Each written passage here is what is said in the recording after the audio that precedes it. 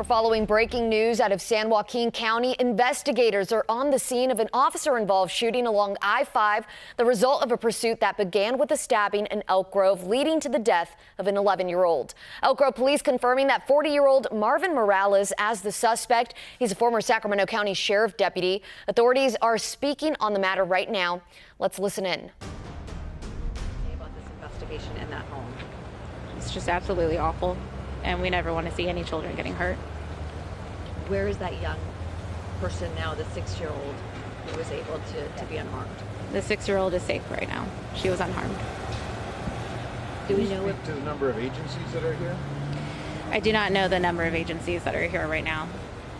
And you said the pursuit was stopped right in this area. I guess, can you walk us through, what it means for a pursuit to be stopped? What happened for you guys to stop the vehicle here, and what happened after that? For the pursuit, because it was an outside agency that did take over the pursuit, then we're going to let CHP do the conversation for that.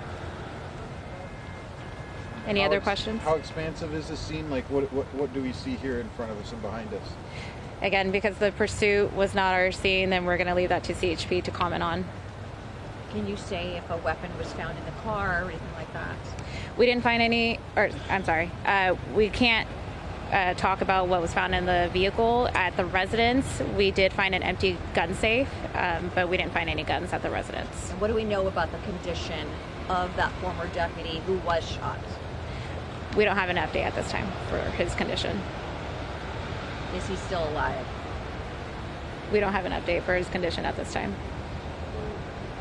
We'll bring in Amar Gandhi now with the Sacramento County Sheriff's Office. And Amar, after learning that this was one of your former deputies, what can you tell us about this tragedy?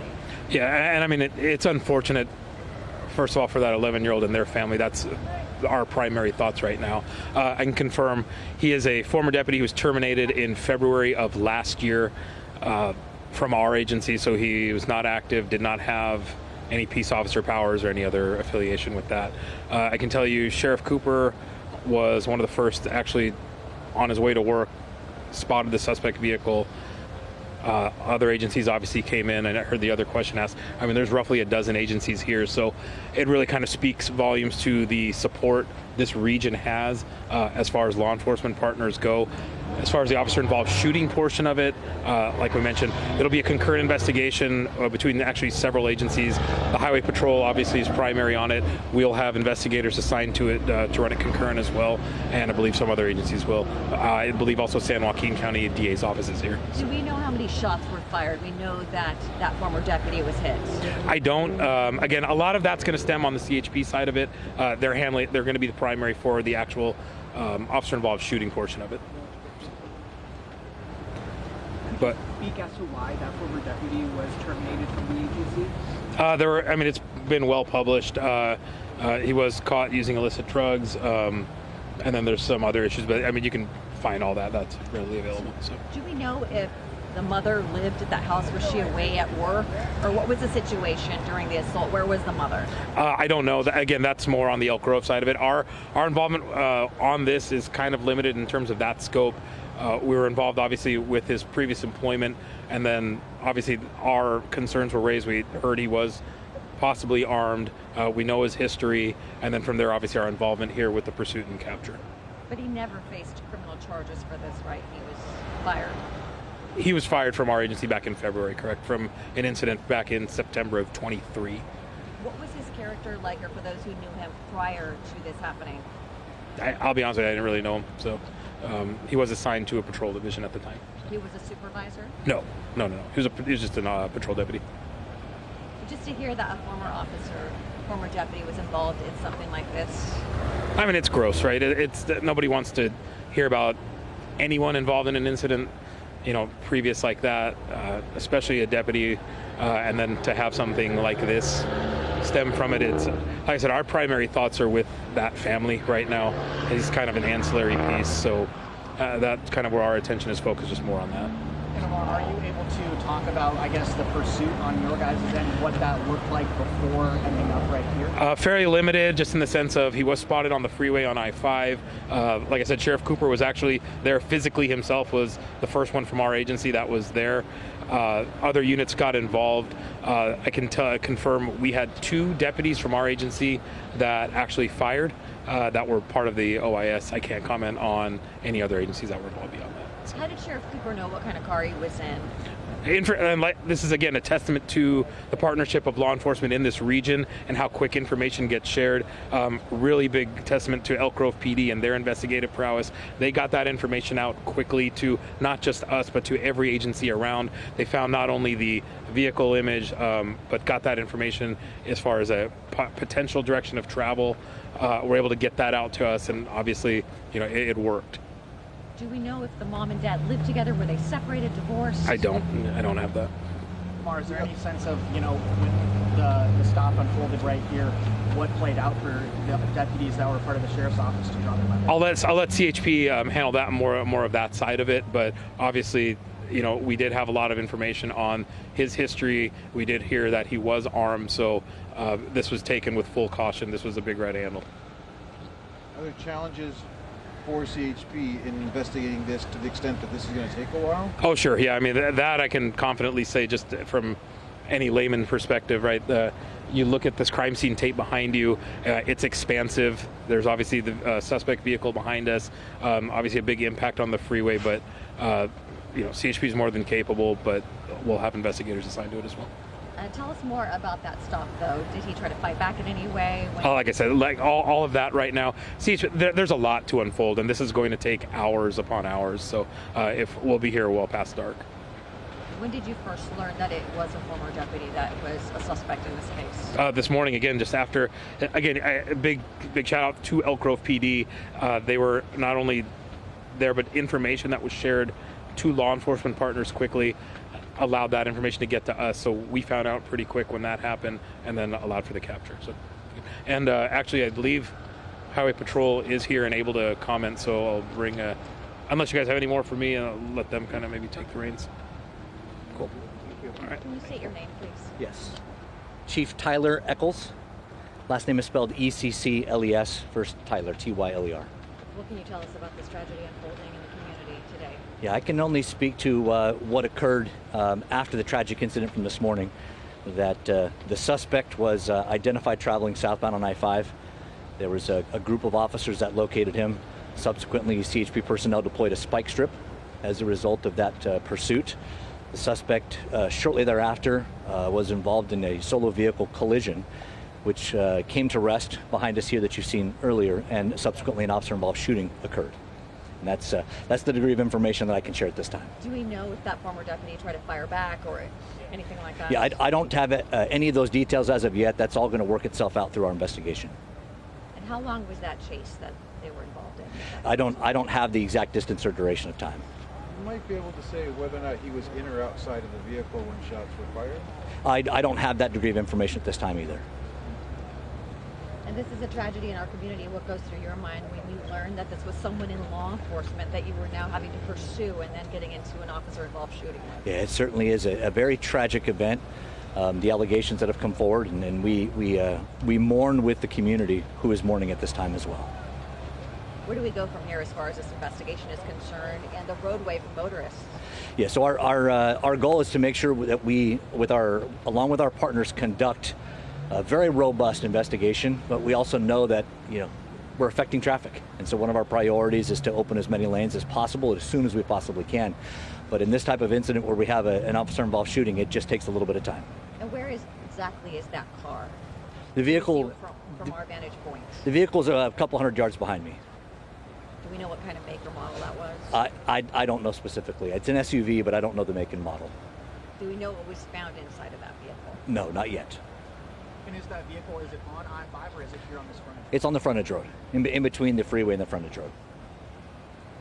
And considering that this happened, when obviously there's drivers passing by, obviously a fortunate situation that no one else was hurt. Yes, it's very fortunate that no one else suffered any injury or even death after the tragic incident from this morning.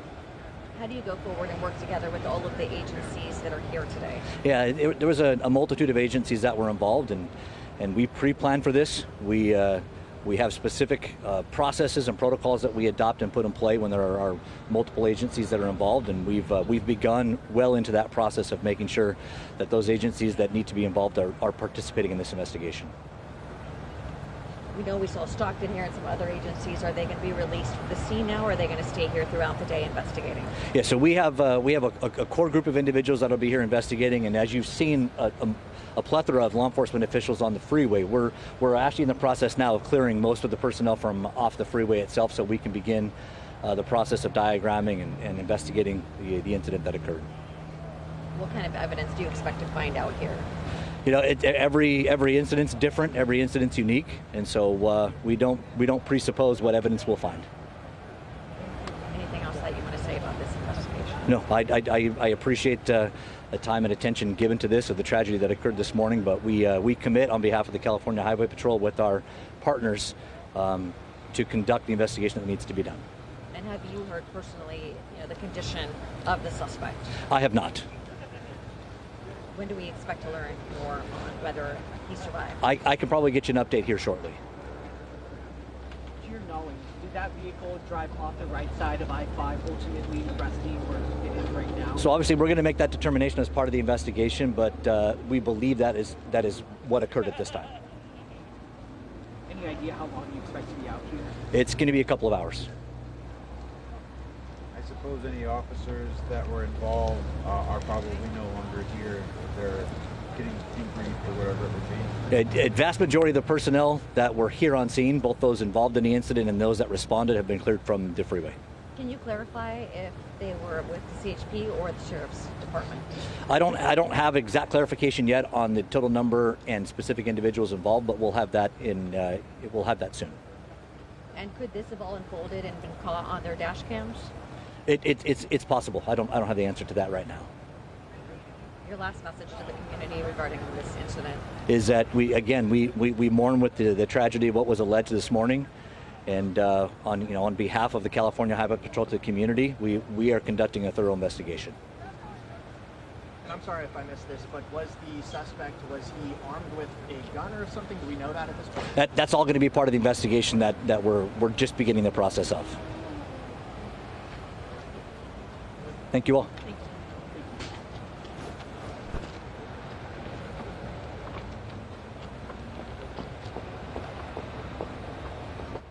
All right, well, we just heard from Elk Grove Police and Sergeant Amar Gandhi there. We know that shots were fired at the suspect. Again, that's 40-year-old former Sac Sheriff Marvin Morales, but they were not able to give an update on the suspect's status, a former deputy there. We know that the 6-year-old child that was there at the time of the stabbing is now safe. CHP is the primary agency, and you can see there are still several patrols on scene. This scene, it's expected to be an expansive one, and they are confident that the investigation, it's going to be a lengthy one as well. We know that some lanes off of southbound 5, they are still closed. That starts at about West Woodbridge Road. Well, right now, we do want to check in with our reporter, Cedric Hood. He's standing by in Elk Grove with a look at the crime scene there. So this is where the first call initially came in, a mother reporting that her children were in danger off of Farrell Way. So let's check in with Cedric Hood here. What's the latest, Cedric?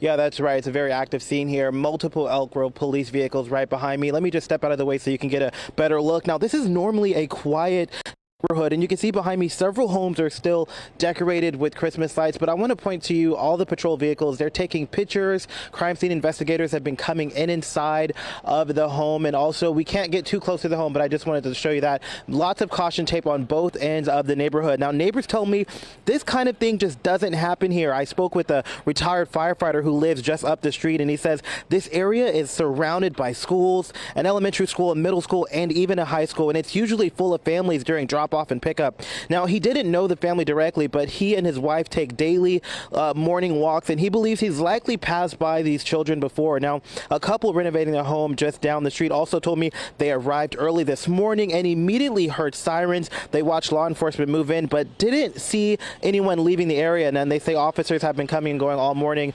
Again, we are still trying to talk to neighbors to piece things together. Now, I just want to point your attention right over here. You can see that this, like I said, a lot of Christmas decorations decorations are up.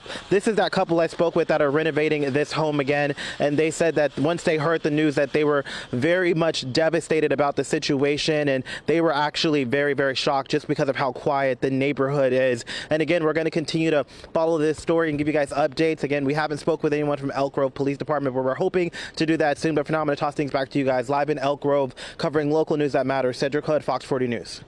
Okay, so just a quick recap right here. That's where the first call initially came in. A mother reporting that her 2 children were in danger. A 6-year-old who we just found out is a girl, an 11-year-old who was stabbed and eventually passed away. That eventually led to a pursuit, and that's where officers fired at the suspect. Again, that was former 40-year-old former Sac Sheriff Deputy Marvin Morales. They were not able to give an update on the suspect's status. They are working to get that to us here soon. We know the 6-year-old child involved is safe. Again, that 6-year-old identified as a girl. CHP, the primary agency involved here, and the scene is expansive. Parts of southbound 5 are currently closed, starting at Woodbridge Road. We'll continue to have the latest and track this closely here on Fox 40. Make sure you join us at 4 p.m.